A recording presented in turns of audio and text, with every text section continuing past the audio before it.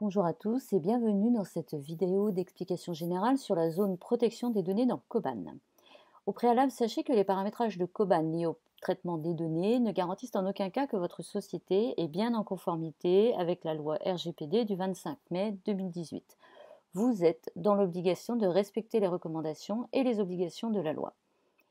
Le paramétrage de Koban vous permet seulement de mettre en place les différents champs et mécanismes nécessaires au traitement de la donnée collectée au sein de votre logiciel.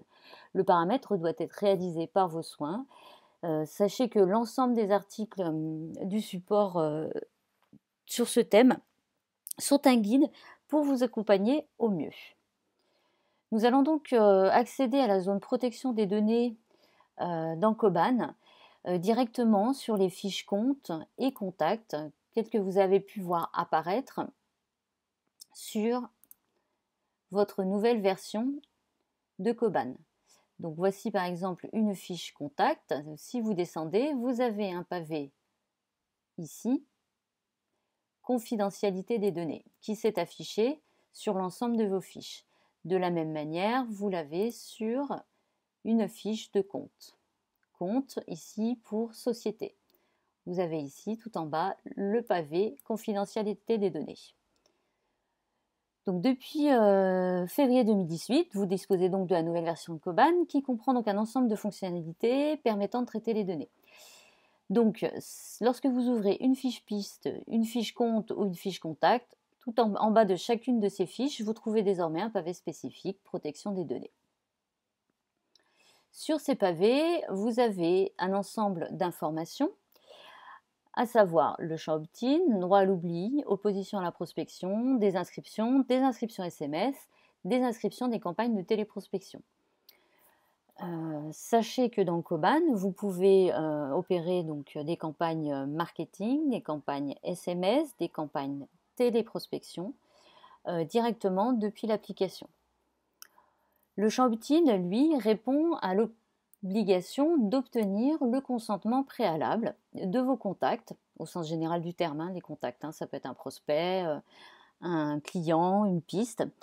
Donc vous devez obtenir ce consentement explicite à être contacté par vos soins, donc à des fins de prospection et de communication. Un compte contact piste ne peut pas être coché opt-in par défaut sans qu'il ait donné expressément son accord. Ça, c'est ce que dit le RGPD. Donc en fait, quand vous créez un formulaire directement dans votre Koban et que vous l'intégrez sur votre site web, il vous faut aussi paramétrer donc cette zone opt-in pour afficher la case à cocher qui ne sera donc pas pré-cochée. Par défaut dans Koban, pour être conforme aux exigences de la loi, à partir du 19 mai 2018, toute fiche non cochée opt-in, ici, ne sera donc pas adressée par email. Donc elle ne pourra recevoir aucune information, que ce soit en email ou en scénario automatisé.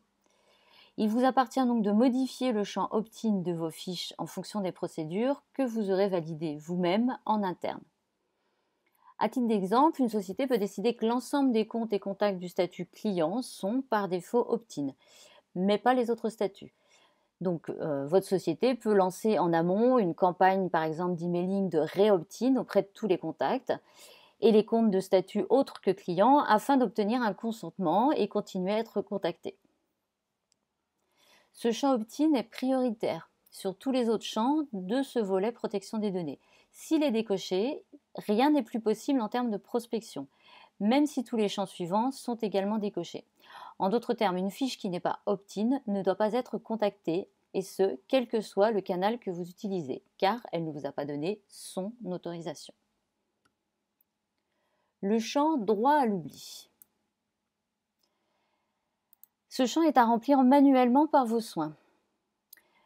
Exemple, si Madame Tartampion est cochée droit à l'oubli, vous avez une information qui s'affiche directement sur la fiche tout en haut, ici, comme quoi cette personne a demandé à être oubliée dans votre outil de collecte. Dans ce cas, elle ne recevra donc plus aucune sollicitation de votre part, que ce soit par emailing, campagne de téléprospection ou SMS depuis Koban.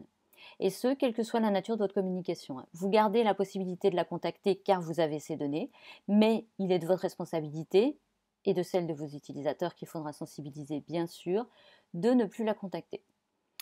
Concrètement, pensez à actualiser donc vos requêtes en ajoutant le critère droit à l'oubli égale non. Exemple, je vais créer une requête. Il vous suffit, on va faire test. Donc, quand vous créez une requête pour une campagne de prospection, il vous suffit d'ajouter le filtre, par exemple, droit à l'oubli est égal à non. Bien. Le champ opposition à la prospection. Ce champ est à remplir manuellement par vos soins. Exemple, si Madame Tartampion est cochée opposition à la prospection, vous avez une information, comme pour le droit à l'oubli, en haut de la fiche, qui s'affiche directement, qui vous prévient que la personne s'oppose à la prospection.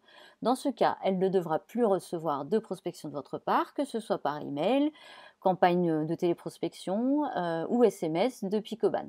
Vous devez donc définir clairement quelles sont parmi toutes vos communications celles qui relèvent de la prospection et celles qui relèvent d'une information légale contractuelle.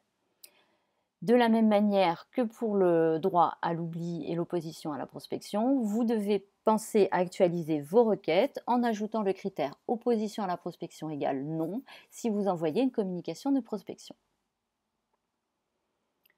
Le champ des inscriptions. Email, on entend. Des inscriptions email, c'est-à-dire lorsque vous envoyez un email de type automatique, depuis un scénario ou un emailing dans une campagne, vous savez que vous avez l'obligation de permettre à vos destinataires de se désinscrire. Il a la possibilité de se désinscrire directement depuis le pied de page de son email. Il doit avoir un lien se désinscrire. En cliquant dessus, ça remonte sur cette case et ça se cochera en désinscription email. Si vous n'avez pas plusieurs types de newsletters, listes de diffusion, alors le destinataire ayant cliqué, qui a cliqué, il n'a pas le choix et automatiquement désinscrit email. Donc on considère qu'il ne souhaite plus du tout recevoir d'email. Le champ standard newsletter, quant à lui, est décoché sur sa fiche et le champ des inscriptions email, lui, est coché. Si vous avez plusieurs newsletters, pour paramétrer vos différentes newsletters, il suffit d'aller dans Paramètres, Marketing, Options Emailing. S'affiche ici, dans le pavé newsletter, vos différentes listes de diffusion. Donc vous pouvez créer une newsletter et une autre liste de diffusion, autant que vous souhaitez.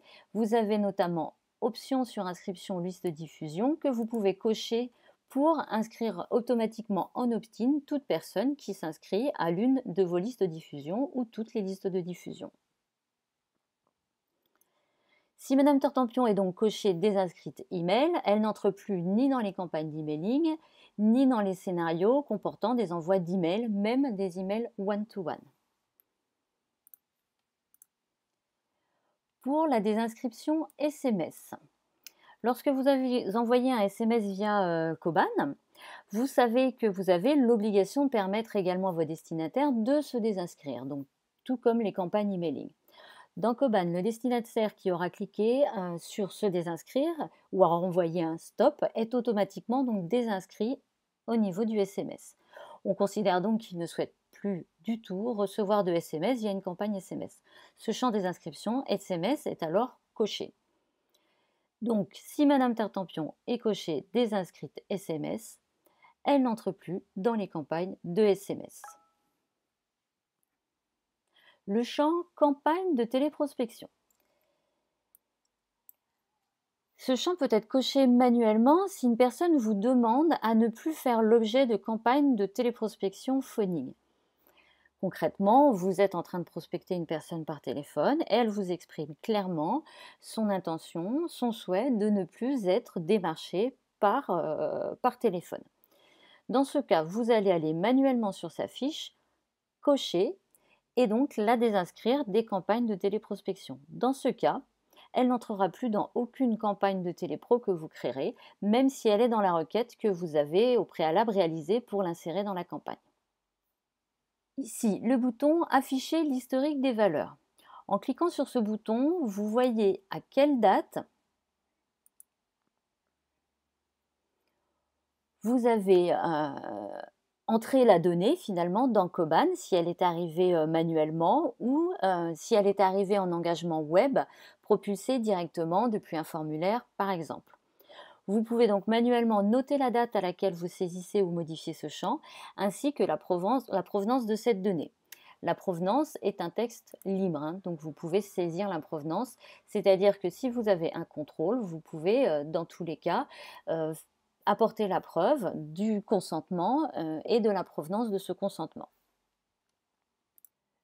Le bouton d'export ici.